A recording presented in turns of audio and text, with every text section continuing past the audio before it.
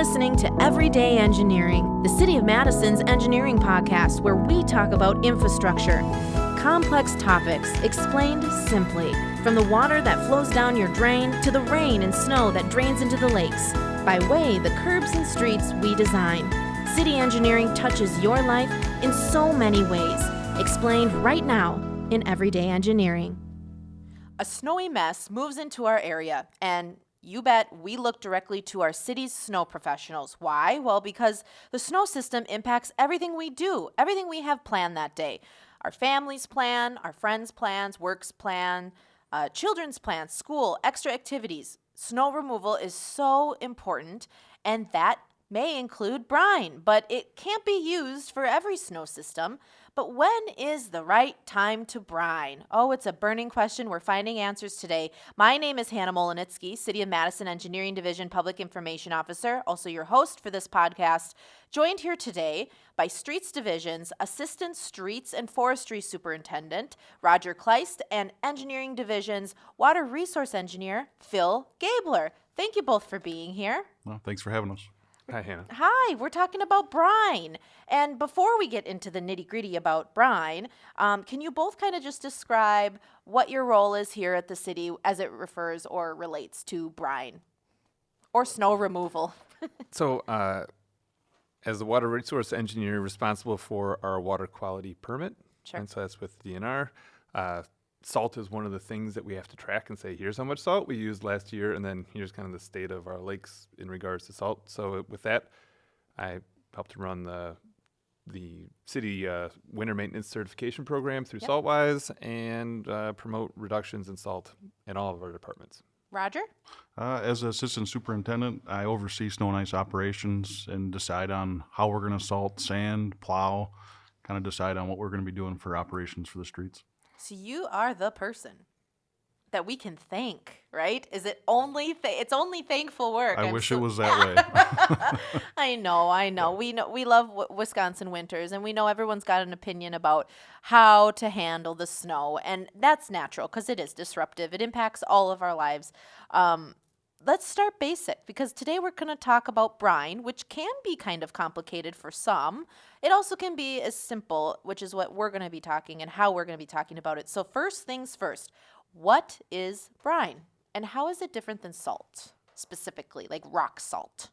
So brine is just salt that is dissolved in water, right? You can have a couple different flavors of it, but the brine that the city of Madison uses is just rock salt and water, and you're trying to hit a target concentration, right? 23.3% of that water is salt. Mm-hmm. And if you think about it, it's about 2 pounds of salt into 1 gallon of water, Mm-hmm. right? Mm-hmm. That will get you 23.3%. Why 23.3%? Yeah. That's just kind of like when you put antifreeze in your car, it gives you the absolute lowest freezing temperature of brine. If you have more or less salt in there, it'll freeze at a higher temperature. Why would that matter? Right. Well, when it's spraying out of your nozzles, right, you don't want those to freeze up. So you want them to be able to stay liquid at the lowest temperature possible, and also it has the highest melting capability. Okay. How does that differ specifically than, I guess, rock salt? Because we use at the city, we use brine. We use salt. Talk us through what do we use and the differences between, I guess, when it comes to different conditions. The different thing between brine and rock salt is brine, you're going to put it down on the street, and it's going to stay where you put it. Okay. So you can put it ahead of time, pre-treat the roads, whereas rock salt, when you put it down, if there's no snow or ice on there, it's going to bounce off the roads, and we're going to lose 70% of it to the gutter lines. So this is one way to pre-treat the roads so you don't get that bonding of the snow to the road, so you can plow that off to bare pavement later. Have we always used brine? It's been something we started probably 10 plus years ago. We kind of really slowly started it with different chemicals, and we switched strictly to brine years ago. So we used to use brine, but we're getting more trucks in our fleet, so we're able to brine more, and hopefully in the next couple of years we can brine everything in our salt system that we do for metro routes and stuff. And when Roger's saying brine, what he means specifically is that we are doing anti-icing, right? That's those lines that you see out on the road before the storm is coming in, right? So we're listening to our weather report. We see a storm is going to come in. Conditions are going to be right. We'll right? Roger will say, shine the brine symbol up in the sky. The trucks mobilize and they go out and spread the lines down. Yes. And basically that is, It's brine time, it's brine everybody. time, right? Think about that as if you were going to fry an egg on your old cast iron pan, right? Mm-hmm. You could just warm it up and put the egg on there. And you're going to lose a fair amount of your egg because it's going to stick to the pan. Unless you have a really expensive pan. But if you do a little butter, right? A little bit of butter, Yes. a little bit of oil Yes. there, right? It helps that egg not stick on and you can flip it over easily. Yes. The brine works the same way on the street. As that snow falls, it helps to just keep it not as stuck to the road. Yes, and I do use butter when I fry an egg, by the way. So I definitely understand, and that is important to note. And also when we brine, we can lower our salt usage out of the trucks. The granule will lower down 100 pounds if we brine, so we can use less rock salt if we've had a chance to brine. Mm-hmm. And then anytime we lay salt and sand down, we also pre-wet the material at the spinner. So when it's laying out, when it's the material spreading, we'll drop liquid onto the salt to keep it from bouncing and activate that salt to work better for us. So. Is brining kind of tricky? Because I think when brine first started kind of making its way into municipal processes, there was a little bit of hesitation to make sure that everybody's using it properly. Because I mean, obviously it's quite effective, but if you do it, I guess the wrong way, which would probably create an ice rink on any path, right? I guess. Can you kind of just talk through that a little bit? And is it tricky, or I don't know? Because there has been conversation about how to use brine properly and when it comes to safety. So, I can talk a few points on that, right? Yes. So we cover brine in our Saltwise training, which is where most of my knowledge comes from. Mm-hmm. So a little more academic than practical. But the theory behind this is that if you put out brine when it's too cold, could freeze, right? There is a point in which, right, salt water, even at the eutectic point, like if you get down to negative 15, that brine could freeze on the road and could create some slippery spots. Mm-hmm. Most of the time it's going to dry and you're just going to leave basically this residual salt on the road. When the snow falls, it does that oil pan non-binding thing. Sure. Right, one of the protections you can have is if you leave those lines and you have gaps in between, if something happens and you get a bunch of blowing or you get a condition where you might have a little bit of refreeze, it's only going to be on a portion of the road. Mm-hmm. And it's a nice little safety net. So I think from anti-icing and the pre-wetting, right, if you're spraying it onto the rock salt as it's coming out, is basically activating that salt and helping it not move around. Those are both very low-risk propositions.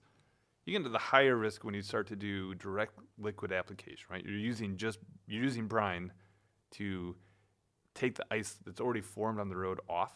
Yes.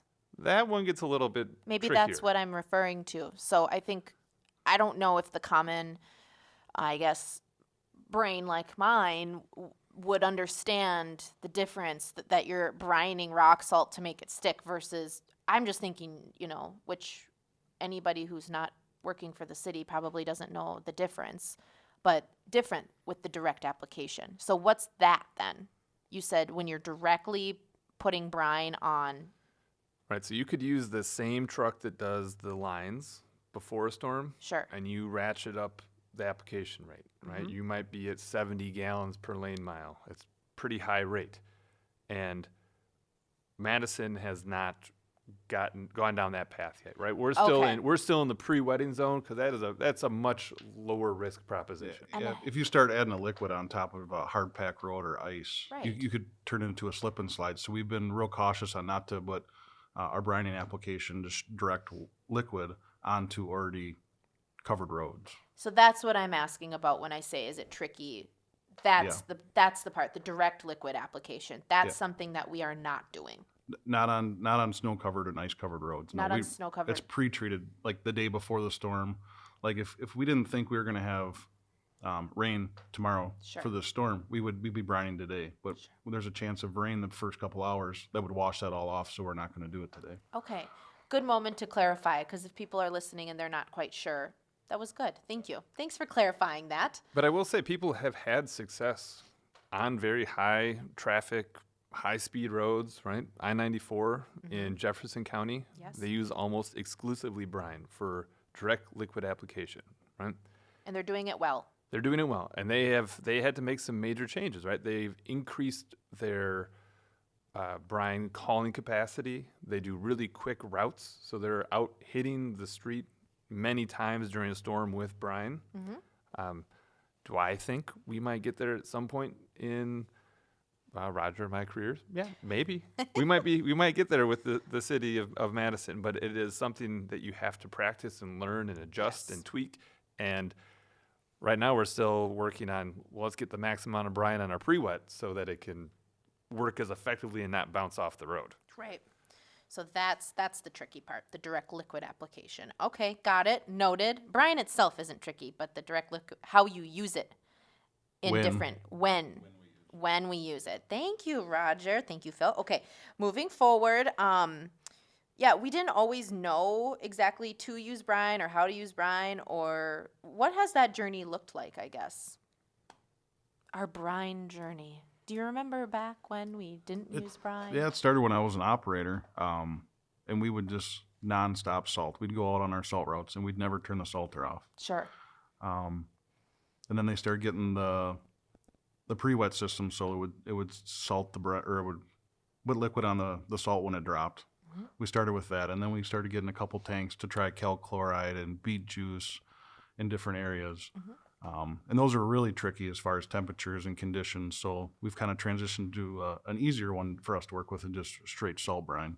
And that's probably been pretty standard for a decade now. Sure. And we've just slowly been adding equipment so we can have more capacity to do that. Yeah. Anything you want to add on the journey of brine, Phil? Well, I think one of the big things Madison did is they bought a brine maker, right? So, Yes. you don't want to be pouring scoops of salt into a tank and hand mixing that, right? There's a big salt mixer that measures the concentration and has a whole lot of pumps and tanks and measures the concentration of salt in that water and keeps it all ready to go. So all the operators have to do is drive up to the hose, plug it in, remember to unplug it, and then drive away. Right. Yeah.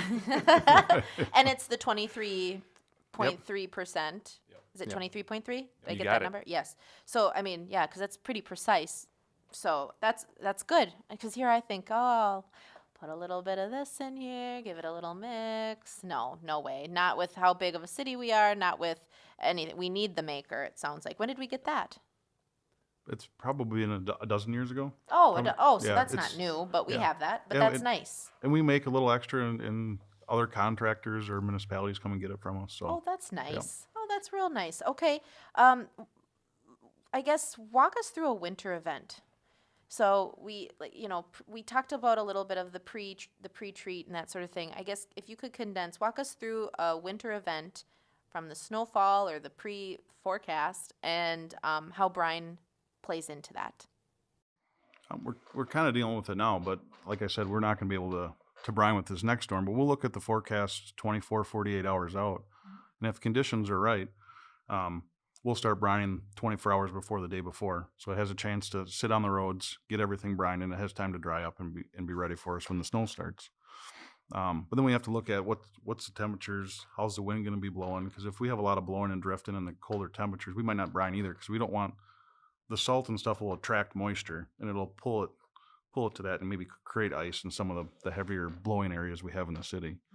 And if we can brine, we'll adjust or how much salt we put down for the event, and then what's it going to look like? Are we going to get enough for a general plow?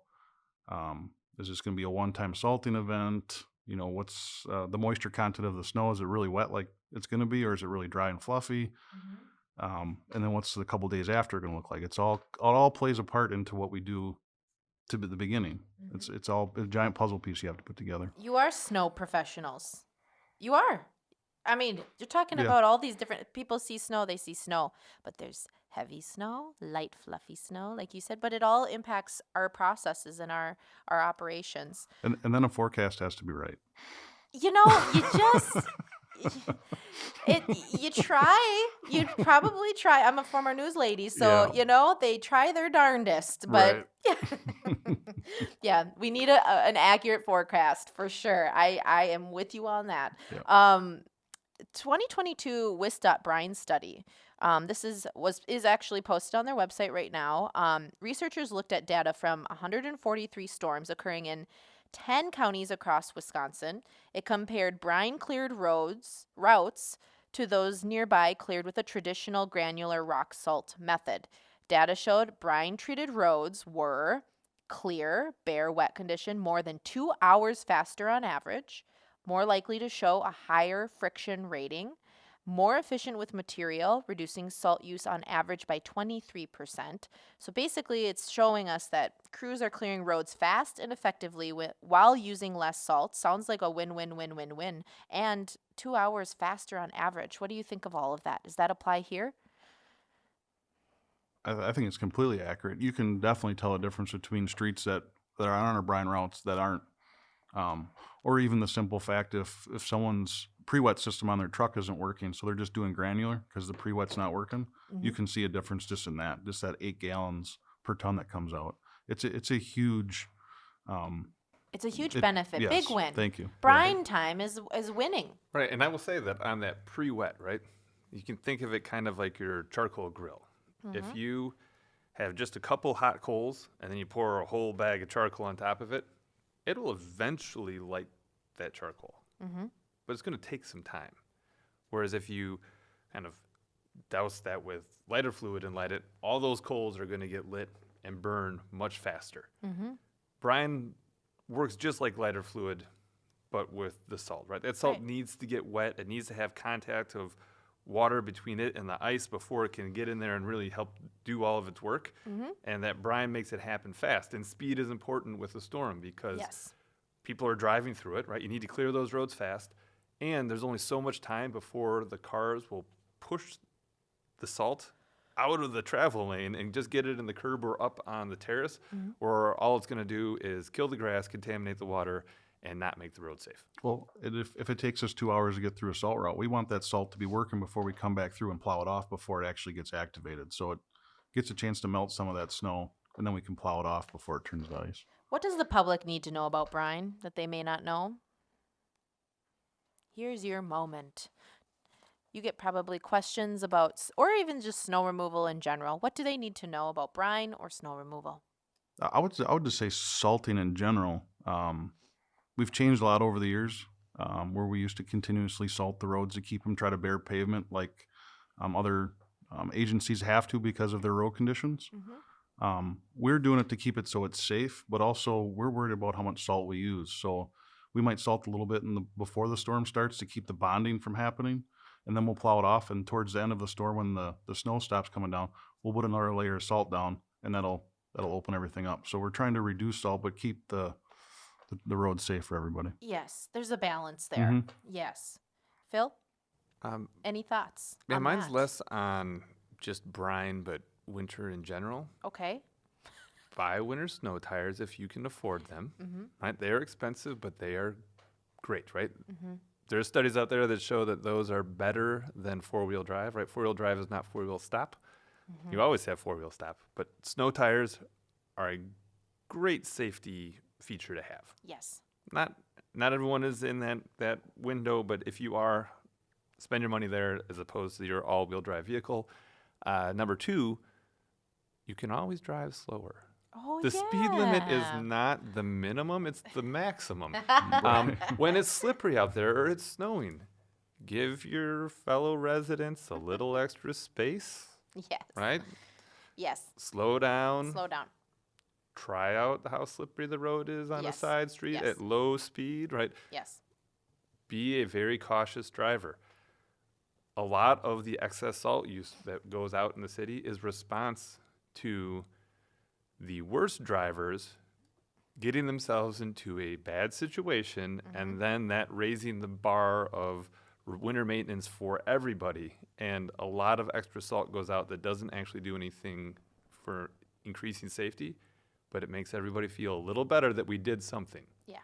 So slow down, be safe, winter tires. Last question, Brine, impact on our cars. Any more or less impact than what we're already doing?